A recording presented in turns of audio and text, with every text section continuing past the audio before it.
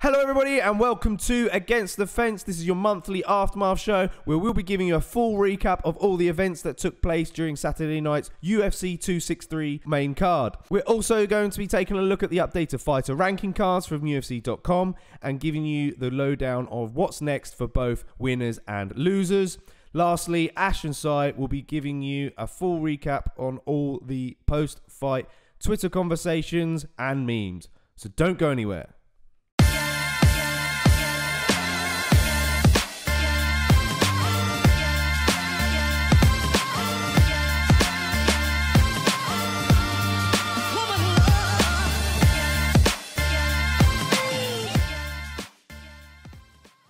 Alright, so let's give you a quick recap of some of the events that took place during the main card. First up, we had Paul Craig defeating Jamal Hill via first round technical submission. Then after that, we had Belal Muhammad defeating Damian Maia via decision.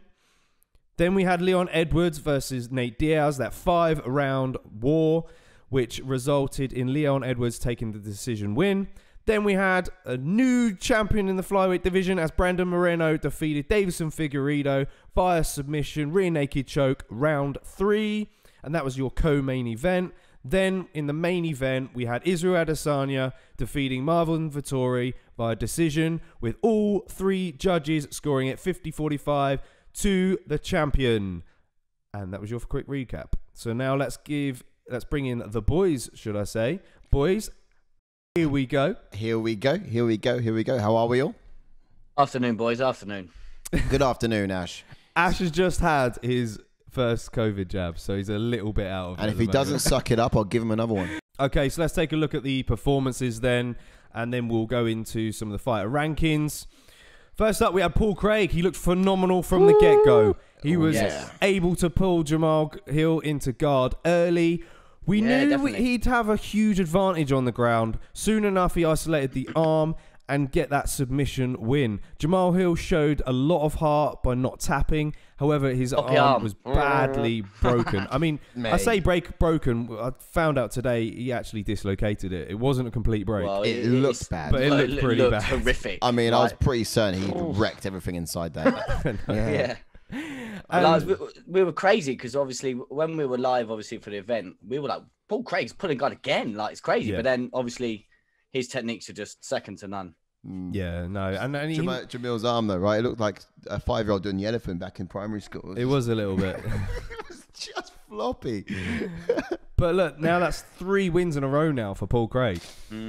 He's looking good. He's looking very good. He's going in the right direction, certainly, absolutely. And yeah, look, he could be knocking. He's definitely knocking on the door of the top 10. Yeah, no, absolutely, is, no, absolutely. Let's take a look at the fire rankings, then, shall we? Yeah, jump on him.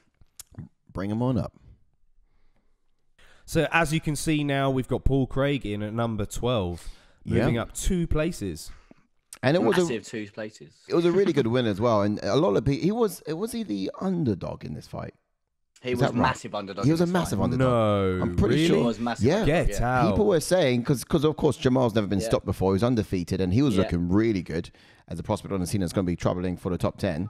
And of course that happened. He stopped him immediately in the first round, and that's really showed a lot about what Paul Craig's capable of. Yeah, really. but Paul Craig has fought some much tougher competition. He has. But why was he an underdog exactly?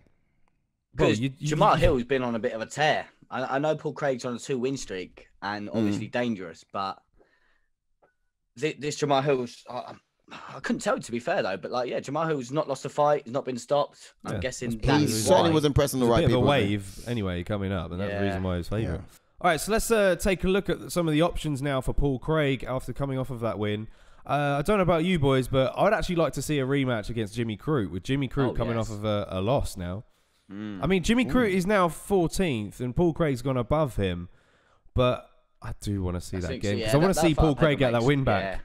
That could be good, but I want to see Paul Craig punching a little bit higher above his rank. Yeah, I mean, knocking on the door of top 10. I mean, a lot of the guys there, Johnny Walker, he's really got a fight, hasn't he? Yeah, he's got one booked already. And but for Jimmy Crute, the Crute got the submission the last time they fought. However, he's coming off a doctor stoppage loss against Anthony Smith, which was a little bit higher. So maybe Jimmy Crute does deserve someone else in the pack. So the other matchup that I've got is actually Nikita Krylov. A guy who's a strategic karate fighter, also very good on the ground as well, and must be desperate to get back to winning ways, after that loss of his against Ankalaev. Does he have another fight coming up, Krylov? Is he not?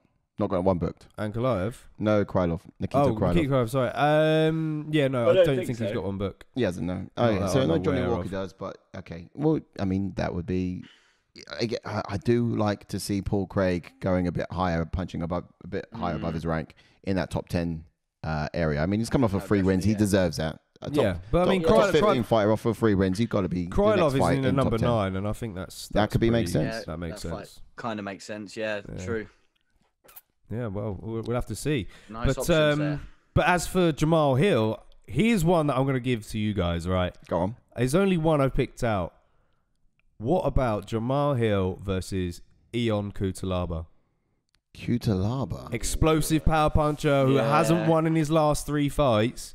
He's currently not ranked and would definitely be entertaining for fight fans. True. It would be. And it would make a good fight night card.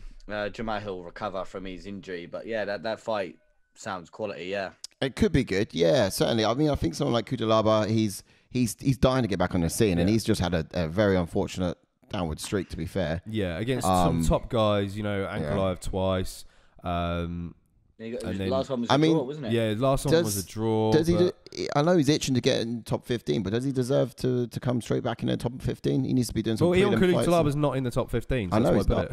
I know he's not. Nah. But that's and he's coming off of 3 losses. So should he be fighting someone in the top 15? Oh, Ion Cutelaba. Yeah. I don't think he's. I don't think he's. Excitement, probably. Maybe not. Some prelims, and then he might deserve something like Jamal Hill a bit later on. But Cutelaba's overall ability, the fact he's literally just this power puncher, and there's not much there to set up against someone who's not the most experienced in Jamal Hill, especially in the UFC. I think stylistically, who would you give the fight to? Makes sense.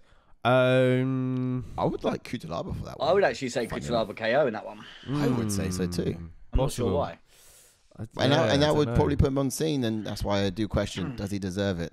Then up next, we have Belal Muhammad, of course, taking that win against Damian Maia, where he just outstruck Maia throughout the 3 rounds. He managed to stuff 21 of Maia's 22 takedown attempts. Really? 22? Yes, pretty impressive, to be fair. I knew there was a few, but I didn't think there was that many. Oh, no. Damian Maia just needs to retire, I tell you. I mean, we were screaming at the box, weren't we? I say box. We got nicer TVs these days. They're more like screens, but some of us went for Maia in that fight, but Yeah, only a couple of us. Yeah. Wait, hold on. Did I pick Maia? Yeah, we all did. Yeah, we did. We all went of course we did. Yeah, across the board. I thought. Yeah, the only reason, to be fair, the only reason I did go for him is because the takedown is in him. We all know it is in him. Yeah. But come on, the guy's 42 years old. He's got technique beyond belief, and he constantly only went for a single leg takedown. I mean, no, he didn't mix it up. He got punched too much in the head too many times. Like it's like, exactly. He needs to mix it up. He needs to get some flying knees in there, and then sort of shoot for anything. Sometimes he didn't even mask it. It was almost like it was almost like he lost. And then when he got to the 3rd round, it was just so sluggish, so tired. Yeah, obviously it was easy to read. Yeah. But again, it's a big win for Belal Muhammad. Heart-wrenching to watch. I'm not going to take anything from Belal Muhammad. It's a great performance. He was the one that stuffed the takedowns. Yeah, and he now advances on against, after a most impressive win of his career, arguably. Yeah. So it's done some really big things for him as well. And I guess, unfortunately, it's done some terrible things for Damian Maia. I mean, the question is, should this guy still be around? Yeah. We'll get there in a sec. But for what's next for Belal Muhammad then, he's moved up 3 spaces in the rankings. He's just behind Neil Magny there, and I've picked out Neil Magny as his next opponent because Neil Magny, although he did somehow beat Jeff Neal, and I don't think he should have done. Let's go. No. Jeff Neal versus Belal Muhammad. Let's go. No, actually, Jeff Neal got the decision win against Belal Muhammad. Yeah. So I don't think that fight's going to materialise at any point down the line. Yeah. He's got to be fighting up anyway, right? Yeah, he's got to be fighting up. Definitely. It makes sense. And with Neil Magny, it was a controversial win against Jeff Neal. Yep. Yeah, very controversial. I like didn't Jeff think he Neal for won that fight. To be fair, I did like Jeff Neal for that. Indeed, but nonetheless, a win's a win. Neil Magny advances on, and I think he needs to fight the person that's just below him. I think it makes sense. To be fair, that'd be an exciting fight. Again, we've just seen Belal Muhammad's takedown defense hold its own. Yeah. And obviously, we all know that. But then again, Neil Magny is a different type of grappler than Damian Maia. Yeah, it's more pressure up against the fence. Exactly. And things I was just like about that. to say, he likes to pressure up against the fence, use his body weight, use them long limbs from elbows and foot stomps and everything.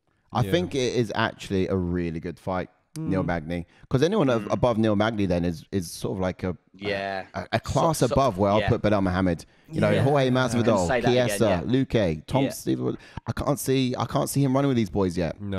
And that's he's very good point. He's only got one more guy in front of him to cut his teeth against before he's inevitably going to be running with these boys. And that's a very good point. they will put him down if he doesn't learn a lot in that time. The only person who isn't booked at the moment, or he's still probably recovering, is Jorge Masvidal. Yeah. Everyone else is booked. So then I guess for Belal Muhammad, it's either wait out and see who loses. You know, we know that Michael Chiesa is now fighting Vicente Luque, which is a fantastic fight. Yeah. So maybe Belal Muhammad could get the loser of that fight, possibly. Yeah, maybe, that would be big for his career. I'd still like Magny over it, but otherwise, whoever's coming down, he could probably meet him on his way up. Absolutely. Yeah, it's a very good point. But now, as for Damian Maia, we do know in Twitter we have found out that apparently he's rest in peace. He's put his statement out there that he would like to fight Nate Diaz next. But there's and whoa! Maia said this. Yeah, he did come out and say it. Yeah. Now it's a winnable fight for Nate on the feet, nonetheless,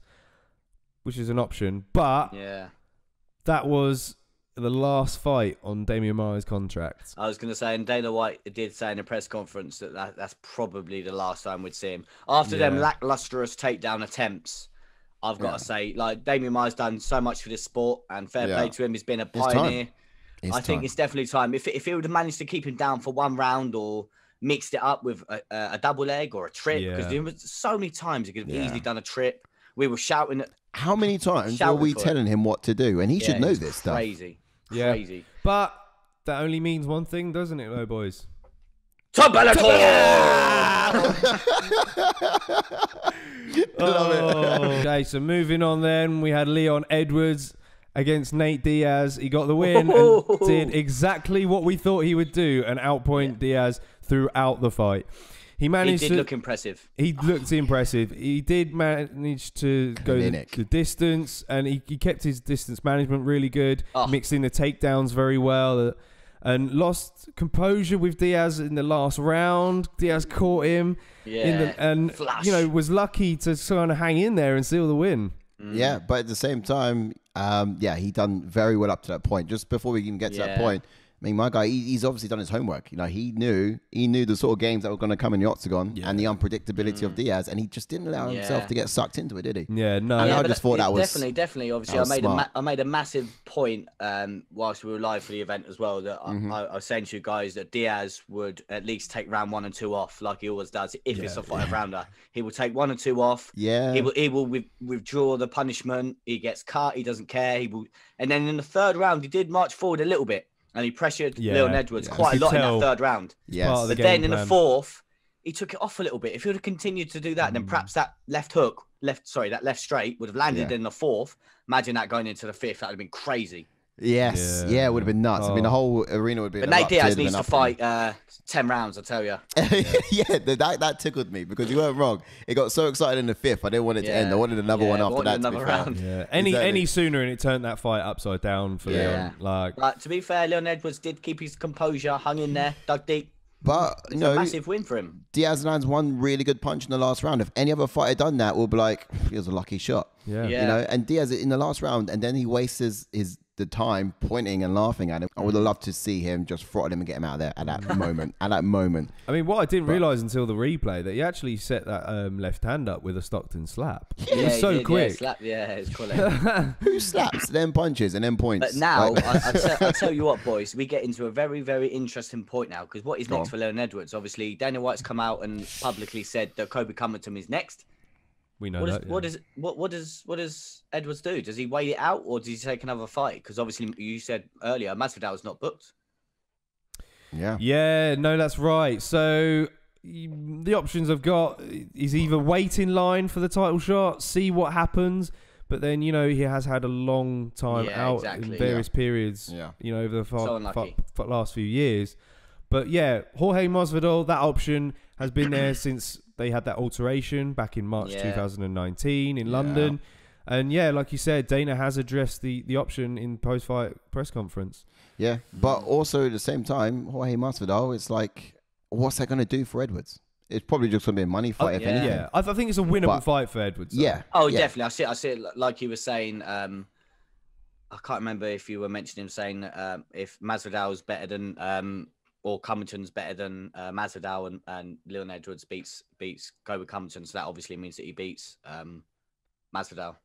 To be honest, I'd much rather he meets Masvidal after a loss. You know, Kobe. Loses against Kobe, Masvidal's take him next. If he loses against Usman, if he gets that far, then of course, line him up to perhaps Masvidal for a money fight sort of thing. There's been some contention in London. He's still third at the moment. He's still third in the rankings. Oh wow!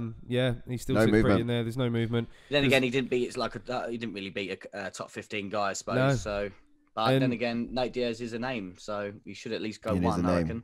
And it's a money fight. I think it all depends on whether Gilbert Burns defeats Wonderboy, because if Wonderboy beats Burns, and with Wonderboy being, Wonderboy's at fourth.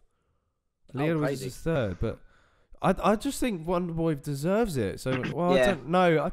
It's hard. No, technically, Leon Edwards does deserve it more. He's on a bigger win streak. He's been busier. He's just been busier than Stephen. Yeah. Stephen has not been as busy as Leon Edwards, which is why. But it's just a stylistically matchup that's so interesting. Obviously, I know back in, was it 2016 that Usman and Edwards fought? Like, they fought before, so it's something new for Usman. I know obviously both have improved massively, but just stylistically, I'd love to see Wonderboy versus Usman. Yeah. I think the fans would rather see that fight purely because it's a different puzzle for Usman. Yeah, exactly. But it's more so the case if you know, then certainly, absolutely. For people who are perhaps outside of the loop on it, just stylistically, someone like Stephen Wonderboy Thompson against someone like Usman, who is well-rounded, causes problems. I mean, Usman's walked through other competition who have been great strikers. He's walked through other competition who have, who's really tested him on the ground? Gilbert Burns, for example, who's good at sort of the takedowns and on the ground. But someone like Stephen Wonderboy Thompson can mix up pretty well. So that's why we're expecting to cause new troubles for him in the octagon that he hasn't necessarily come up face before in the past. Exactly. Yeah. And then you got Nate Diaz on the other hand. What do you reckon's next for him? Well, he's not ranked in this division, and there's only really one thing for it, and that's that Conor Trilogy fight. Or Jake Paul. or one of those sort of like YouTube fights for him. Or it's a YouTube fight, isn't it? The Trilogy fight is not going anywhere. Yeah, that's true. That's if Conor loses to Poirier. Yeah, that's very true. It's very true. We'll have to wait and see. It's a tough one because I think that's it for Conor if he loses. But we'll get into that another time. Then in the co-main event, Brandon Moreno obviously taking that submission win against Davison Figueiredo. And impressive. We saw his best performance yet. Yeah. You know, he really took it to Figueiredo, using his jab to shut down those looping shots of his. He took his back twice in the fight and was able to sink in that rear naked choke in round number 3. Yeah. You can just tell the guy's worked so hard. Won every round. He's just, I kind of agree with what Dana said, because Dana come out obviously when they spoke about it, and I thought the Figueiredo was going to come out and just dominate and start. Same. Moreno. Same. I just thought, because obviously he come out and openly, publicly said in their first fight that he wasn't 100%. Yeah. Then he come out and said that he was 100%. To be fair, he looked in shape. He made weight. Yeah. I was just totally shell shocked. He didn't look himself. But to be fair, if he didn't look himself, Moreno was the one that was pouring it on. He was. He really was. And And yeah, you're right. It's like he said he wasn't 100% in the first fight, and if he was 100% in this fight, and Moreno was able to do that to him, how much more was Moreno? What we disregarded in that was the fact that, you know, no one asked the question, where was Moreno at the time? Was he 100% in the first fight? Yeah. Or is he 100%, 120% in this one? He was 100% in both. He put his heart and soul into both fights, I tell you. Man. Yeah. I think well deserved. Well deserved. Yeah, honestly, genuinely nice guy. Yeah, before this Congratulations fight, is in order. Before this fight, he was, you know, the first fight against Figueiredo was his best performance. Yeah. And, you know, now he's just even topped it even more. So it just says something about Moreno's work ethic, really, and how dedicated he is to the craft. But and here's a question, right? Who else in a division is now going to bring the next level of Moreno out? I'd like to see if he's constantly getting better. The two guys that I've picked out here, guys, are both now scheduled to fight each other next month. Okay. So really, that determines who's going to be next, right? After these guys. Depending how it turns out, who comes out on top. Who's fighting next month, sorry? We've got Askar Askarov. We'll take on next month. Alex Perez. What, are they fighting? At the end of July, yes. Let's go, Perez. Let's go. Yep, I'm thinking it's going to be confirmed. I think UFC will confirm it. Yeah, you've solidified it for me. I've said plenty of times that Alex Perez is the most talented flyweight we have. Really? Just stylistically. And he just got caught in a guillotine against Figueiredo. Obviously, we saw that. But just purely on style, I reckon he's going to obviously beat this Askarov. But then again, Askarov, he's no slouch. He is a very, very, very dominant wrestler. Mm-hmm. Yeah. And he's fought Moreno before? He has, and it took him to a draw. Indeed. Yes, that's an interesting point. So, so obviously, if these two weren't meant to fight, then you could be asking, would they want the rematch between Askarov? But you confirmed it now, boys. Yeah, I didn't even know that. Well, that's it. I mean, you know, on one hand, you got that sort of Russian Sambo fighter in Askarov, you know, with heavy sort of top pressure. And then on the other hand, you've got Alex Perez, who's just a well-rounded individual. Who's just... But however, he's known for missing weight, Alex Perez, and that's what kind of lets him down, really, is a bit of his discipline. Yeah, so at flyweight, you know, over here we've got clearly Figueiredo's now at number 1, Askar Askarov's in at number 2, and then Alex Perez in at number 4. Yeah, so crazy. You know, it's a mix up in the top 5. But I tell you, obviously, what come out Figueiredo, he's trying to get the rematch, isn't he? He's been trying to get a rematch between Moreno, but he did mention if he couldn't get the rematch, then he might potentially jump up to bantamweight. Yeah, right. And which moves on to the options. You know, that could be potential. Part of me reckons that maybe Figueiredo's performance at the weekend may have been hindered because the weight cut was quite hard and taxing. You know, after a while, if you're a guy who cuts a lot of weight, you know, over time it takes its toll on you. So we could see him move up against bantamweight. You're right. We've spoken about it before. We would like to see that Cody Garbrandt fight. Yeah, but the question is, it still makes sense. It still kind of makes sense, and it still would be a great fight. Yeah, and even though Figgy ain't champion, but it's still a great fight. And it's something that's questioned. It could happen at either weight class. Exactly. Yeah. And it's a fight where you almost guaranteed a knockout. Yeah, exactly. You look at the bantamweights on the other side. I guess you've got Frank Edgar coming off that loss. It's a possible one. It's a fight against a veteran who's arguably on his way out. And you know, if you're moving up in weight class to fight heavier guys, it probably does make sense. So that moves us on to Israel Adesanya then. We question whether Vettori was going to replicate Jan's blueprint in this fight, despite not having the size advantage. He did get the takedown, but he was very effective in getting back to his feet. He really picked Vettori apart for 5 rounds. Vettori wasn't very calculated in his approach. Maybe a little bit of emotions got to him a bit. You know, didn't really set his shots up very well. That's another title defense for Israel Adesanya. Yeah, it's another one in the books. Can I just say, you thought he was going to take the blueprint from Hal? Yeah, to be fair, I did call that one right. I did say Izzy was going to get the job done. I think it was in the first minute of the fight, Vettori did have him down, and he had him down for a good minute. But we've got to give credit to Israel. I think obviously the size difference definitely played dividends in obviously the Joanne fight. Yeah. But what disappointed me about Vettori fight was he, like the first time when he managed to get Izzy down in the third, he didn't do anything with it. he didn't do anything with it. At the same time, Israel was very sort of difficult to kind of pin down anyway, you know, with his long legs and things like that. And yeah, Vettori did take his back, but the thing that Vettori did wrong was just the overall position of the back mount, because their shoulders weren't level at all. Like, Israel was too far up. He was able to scoot away, why he was able to sort of turn into him. I was kind of disappointed with Vettori because obviously the third round in their first fight was so interesting, and I was just thinking, obviously Vettori's grown so much since he lost to Izzy, and he's evolved into a good grappler, good wrestler, and a good striker. And I just thought that he could have just taken him down, held him down for the rounds. And in the first minute, I got very excited because he had him down. But fair play to Izzy. Izzy got up. Yeah, no, he did what he had to do, really. Exactly. And just constantly get back up and then reset every time. That's the annoying thing as well, because obviously I mentioned it when we were live as well. The first minute of every single round, Vettori would try so hard for that takedown, either get it or not. Then the 3 minutes in between, he would get outstruck by Izzy, and then in the last 20 seconds, he'd try and do something. He left it too late in between that. In the latter rounds that did happen, fatigue, and you sort of, the game plan almost goes out the window when you're sort of getting hit too many times in the head. But also, I mean, he did admit those leg kicks from Izzy. Oh hurt. they ripped. They? Absolutely, it did slow things down, right? It slowed down his striking and then his takedown ability as well. So there's adapting in the fight that happened over 5 rounds, and Izzy got better, and I feel like Vettori did get worse. Apparently, in between rounds, his coach Rafael Cordero was screaming at him to get to the stall. Like, he was like, "You've only got 60 seconds." Like, you know, and it's kind of crazy. Just comes to show how tired it was. But I guess let's move on and see what's next then for both guys. For Israel Adesanya, it's pretty obvious now. That Robert Whittaker rematch is something that fans want to see, and it's probably the most feasible option when you look at the top 5 there. That's a nice easy one, unfortunately.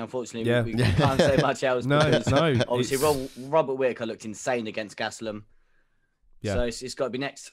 Yeah, no, certainly. I mean, is there anyone else in the division that could be knocking on the door of? Well, yeah. I mean, potentially, if a certain Karen Till gets the win against Brunson. Yeah, that's true.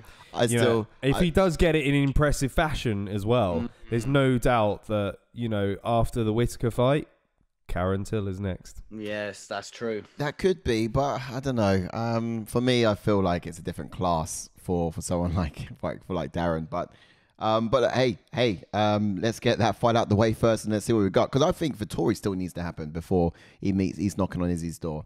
Because they were supposed to have a fight, and that didn't happen. So there's that option as well. I'd have thought Darren will sooner meet him before. Yeah, but personally, I'd rather see Darren Till versus Izzy, just purely because striking would be such a great test match. Yeah, it's against 2 strikers. They're going to go toe to toe. You know, one slightly different to the other. It's just purely because they're both sort of wide stanced, both. Yeah. But I think Darren Till's a little bit more explosive than Israel. Yeah, it's quite a technical battle. It could be interesting, but I'm not holding my breath for you. I mean, I guess you asked the question. I guess the reality is there's not much options there's not many people in the division who can go up against him, which is why we're stuck there with Robert Whittaker. And you know, it's a question mark. He's almost like a wild card, isn't it? Like, let's see what happened if we put Darren Till in there, just because we got questions that need answering about his style. Although I feel like Izzy can piece him up. I'll be interested to see something new against him. Yeah, no, absolutely. And, you know, unfortunately, injuries have kept Darren Till out a little bit. But then as for Vettori, well, Costa has piped up a little bit. You know, yes, indeed. But he's been out for a while, and he's also, you know, has explosive attributes. But another fighter who's also very trouble to kind of pin down. I'm surprised no red wine brands have snatched him up for a sponsor. Oh, I can see that. I could totally see that. I mean, he's been worried about getting paid, right? So yeah, that's true. That's it. But do you guys see any other options for Marvin Vettori? Well, Darren Till, I guess, would be what I would have said after Derek Bronson. He could meet Vettori as they had talked about it before. At the moment. Yeah, Costa. Yeah. Costa, and then we'll see what happens there. Now, I'll throw this one out there. It's unlikely because they're both training partners. They both train in the same camp. But if one was to kind of separate from Rafael Cordeiro, I actually wouldn't mind seeing Kelvin Gastelum versus Marvin Vettori. Yeah, that'd be a good fight, to be fair, yeah. You know, Kelvin with that Gastelum wrestling background of his as well. Against, very true. You know, Marvin Vettori, who's kind of got that in his locker now. Bit more explosive maybe than a Kelvin Gastelum, whereas Kelvin, however, is more technical, especially in the boxing department. So, do you know what? I think stylistically, that makes a really good fight. All right, so that was the look at the fighter rankings then. Let us know in the comment section what you would like to see next, I guess. Yeah. Because that's our picks. Yeah, we'd love to hear it. Anything interesting? You might agree with some of the people that we said coming up next, or you might have other options as well and other ideas. You might have heard something on the media that we might have missed. Let us know all about it in the comment section below. And yeah, we can bring it up on our next show. Absolutely. Well, I guess let's move on now to the news and gossip with Ash and Sai. So, guys, take it away. What we got? Thanks for that, Jordan. Really appreciate that. And look, we are here now with the social segment. This is the moment of the show, basically, where we get to give you all of the information around what happened on the weekend. So what happens after the event, loads of social media, loads of talks, loads of contention, loads of people asking for the next piece of someone's pie. The reality is, it's all too much to keep up with. But if you come here, this is your one-stop shop, and we'll tell you everything worth knowing in the next 5 minutes. So stay with us. So first up, Bobby Knuckles says, "See you soon" to reigning middleweight champ. So yeah, after Izzy defended his title, the rematch against Vettori on the weekend, he drew out fighting talk from the number one in the division. That was Robert Whittaker saying, "Rest up, see you soon." Yeah, that's it. Last time these two fought, Izzy did get the knockout win over Robert Whittaker, but both have developed since, so they've got no excuses to fight each other now, really. Yeah, and look, Izzy's not giving any excuses either. So to bear in mind, in fact, before the fight even happened with Vettori on the weekend, right, he said to Dana White, "I want to fight again in October." These were his words. Before he even stepped on into the octagon. So then Dana White thinking, all right, this guy's full of himself, really confident. But sure enough, Izzy went out there, that's done exactly what he said he was going to do, and he's back knocking on Dana White's door, and Dana's got some work to do now. That's it, yeah. So in the post-fight press conference, Dana said he's now got to work setting up Izzy's next fight, which obviously, as we're just mentioning now, it's got to be Robert Whittaker, as we mentioned earlier as well. On to the next one. So could we have a potential another rematch on the cards? So it's certainly the year of rematches after Moreno put on his Mexican grit and determination on display against Figueiredo at the weekend. As we mentioned as well in What's Next for Moreno, Askov piped up on his social media and says that he wants his rematch. Hey, yeah, it is certainly, you're right, the year for rematches. He did tweet, "Congrats, happy for you, but we've got some unfinished business." So, yeah, as far as I'm concerned, that's an invitation. Last time these guys met in the octagon, what was the outcome anyway? So the last time these two guys, it was a draw, yeah. It was a back-and-forth fight. Obviously, as we mentioned earlier, Askov being the guy that's got the Sambo wrestling background, took him down a couple of times. Yeah. Moreno did drop him. So I'm guessing that's why the judges just scored this fight a draw. Out of curiosity, Ash, who do you like for it? Should they meet again? Potentially, obviously, it's too soon because obviously, as we mentioned earlier, I know obviously that we had Askov piping up. Yeah.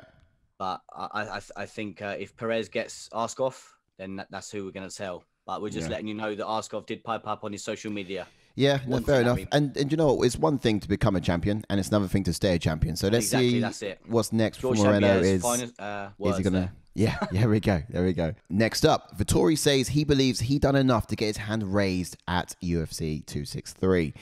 Now, it's not the first time Vettori contested to the judge's decision, is it, Ash? Yeah, that's it. So in their first fight back in 2018, however, it was a split decision, not a unanimous. Okay. So much closer than obviously the 50-45 unanimous decision that was just up against Vettori. Yeah, no, that's true. Yeah. So is Vettori just a sore loser then, or is there something we need to be looking at here? Is something fishy going on? Yeah. So, well, he's not the only one who thinks that it was scored unfairly. That Giga Shikadze piped up on Twitter as well. Yeah. We're going to show you a tweet from Giga here. Yeah. I think I got it here. Let's just have a quick scroll through. Yeah. So he said, guys, we can argue one thing, which round was for Marvin and which was for Adesanya, but 40-45 is effing dumb. And that's all. Give props to 27-year-old man who just went 30 minutes toe-to-toe with the champ. Come on, guys. WTF. And he tagged in Marvin Vettori into that tweet as well. And he's confident that one day he's going to be champ. It's some big words from him. Some big words. He's even enlightened his point even more. So he said he just purchased UFC 263 pay-per-view card and double-clicked how the fuck did the fight score 50-45, not taking anything away from MisbahIhsan who's striking, but round 1, 2, and half of round 3 was Marvin Vettori's. 4 takedowns, ground control, 7 minutes, very close strikes, 50-45 nonsense. Yeah, look, I'll be interested to see what other people think about that as well. But you know, it's certainly out there, and you know that was noted by Marvin Vettori responding, one of the few that understands striking, 100%. So it says Marvin Vettori thinks much the same too. So it's yeah, look, it's interesting. But how did you guys score it? Adesanya versus Vettori, fight of the weekend. Pop a comment below. We'll love to know. Sticking with Vettori though, Vettori addresses his fans after his loss. Although he thought he did enough on the scorecards, were wrong. The fact is, it is what it is. And Vettori accepts he was beaten, and he won't. He went back into the hotel room and took a 5-mile run and punished himself by not having a hot shower because he says he didn't deserve it. Yeah, he's hitting hard on himself, isn't he? But yeah, he did proceed on social media with this statement, which said, "Heads up, moral is high, a lot of good, some mistakes to be addressed. One thing for sure, the Italian dream is well and alive. Thank you all for the support, the Italian dream." So I imagine we'll be seeing this guy again pretty soon. Next up, it's Costa wants a fight, but first he wants to talk money. Costa posted on his Twitter saying, "I would fight this moron if he showed up to a fight like that." Referencing, of course, the promotional photo that he had where Vettori was wearing his shorts backwards. After the loss against Izzy at the weekend, Vettori commented, I like to really destroy this drunk guy who can't stay away from drinking. Either way, I'm game. I'm game as it comes. I'll always show up. You can count on me. When there's a fight, a date, I will show up. So we will see. Hey, this guy. Yeah, it's certainly fighting words. And look, this is the way fighters are booked now. You know, the power of running your mouth, I guess. You know, you can thank Conor McGregor for that. The fight could happen if Costa manages to negotiate his price right with the UFC. He of course, like many of the other fighters, you know, that be John Jones, Masvidal, of course, as those guys as well, he believes he shouldn't be stepping into the octagon unless he's paid what he's deserved. So he's trying to get the right sort of money coming now in order to get that fight booked. I mean, what do you think, Ash? Does that make sense? Should he be asking for money after the way he lost to Izzy? I definitely don't think so, no. No, no. I don't think it makes sense personally myself. But but look, it's such is the way the UFC goes. Now you fight either for money or you fight for rankings. So it's yeah, the world's changing. You got to keep up. That's it. Yeah, exactly. So which moves on to the next point. Jamahal Hill straight out with Paul Craig after his loss. So for you that could bear to watch, only if I could. Paul Craig dislocated Jamal's arm from once pulling guard, turned it into a triangle choke with vicious punches to the face, and watching that arm flop about. Yeah. Me like you, mate. I've been watching that through my fingers. It was gnarly. It really was. But that is what we are here for, right? The flurry of memes that come out of a finger peeping moment in the octagon like that. So here's just a couple of memes that we saw, of course. I've just gone flick through them now. I mean, this one really got me. I enjoyed this one. This was, of course, the moment when he felt something in the arm go, and he's looking to the ref now, asking for the stoppage, and the ref just carries it on. Why? I don't know. And a lot of people had something to say about it too. Yeah. But this meme sort of says it all. Finish him.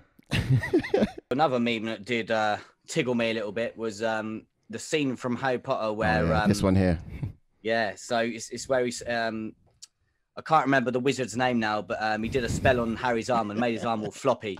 And literally, that was literally like seeing Jamahal Hill's arm flop around all over the place. Yeah. That one did get me a little bit. Well, I guess if you're a fan of Harry Potter, then you know. You know. But here's a tweet, of course, which we'll be wrapping up on, of course. It's me and obviously Paul Craig are good, so I don't care what anybody else is talking about, and only did get my drunk the whole night. He's drunk when he wrote this, of course, as you can tell. We straight turn it up. I'm blessed, living my dream and meeting some of the most amazing people. So he's just really commenting on how cool he is with people snapping his arm. Yeah. I'll break your arm, but let's fucking go for a drink, like. I mean, there you go. That's the Scotsman in him, isn't it? That's it. Is there anything that you want to mention after what we've just done, our social segment? Please do put in the comment section below. Obviously, I know we've mentioned who's next for, obviously, Costa, who's next, well, not next for Costa, but who's next for Vettori. Yep. We've mentioned that. But again, do you agree with our one of the first social media segments that we did just do? Do you agree with the Israel Adesanya Vettori judging? Please do let us know. But yeah, let's get back to the main screen. It's Jordan's probably go back and visit Jordan. All right, that was good work, guys. No, that was some banging stuff that you've added into the segment there. But I'm afraid we've run out of time, and that's all we got time for tonight. So we hope you've enjoyed this Aftermath show. Please do stick around this weekend as we have Korean Zombie against Dan Ige. We'll be doing a watch along for that. And if you've liked the video, please do smash a like as well. And if you're new to the channel, do hit that subscribe button. 100%. All right, we're ATF. We'll see you next time. Peace out.